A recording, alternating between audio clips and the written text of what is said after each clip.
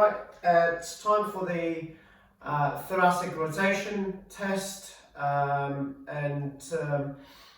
see if it identifies any differences between the left and the right when we sort of rotate over. And what it is, the test itself is slightly different when you see it, how physical therapists will perform it.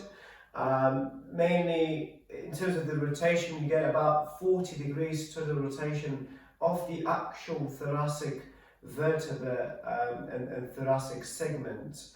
Now for rowing, we modified it a little bit. So when we have hands involved in shoulder rotation as well, and then a little bit of lumbar rotation added to it, then we can achieve something like a 90 degrees. And quite frankly, a lot of you bowsiders will be able to go 90 degrees to the left.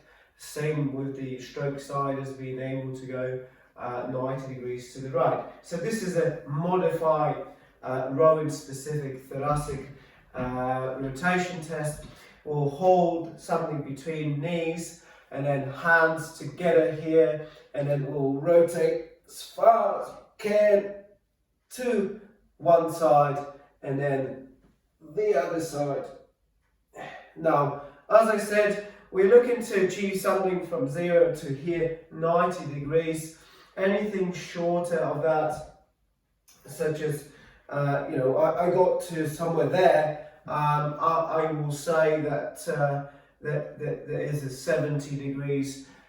I had the same on the other side, meaning that it's not a big drama in terms of sweep rowing, because I have at least both sides the same.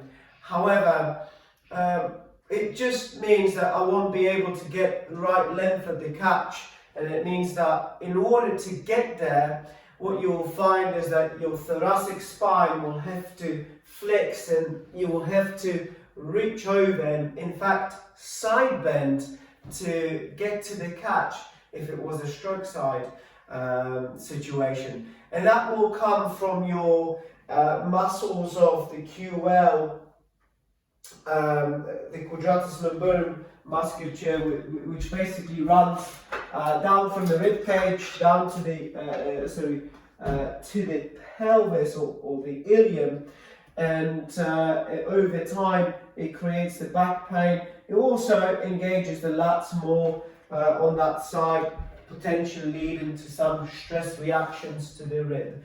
Okay, so most of all, the thoracic rotation, if you have more to your favorite side and less to the other side, and you go like, okay, we expect that, what your work should be on is actually trying to minimize the difference there, because once you become one-sided, then you're gonna create imbalances in the body, and you want to be as much as you can an athlete, i.e. able to row on both sides, but equally you don't want shortening on one side and lengthening of the muscle on the other side. You want to stay within the sort of normal margins of ranges of motion within certain segments of the thoracic spine.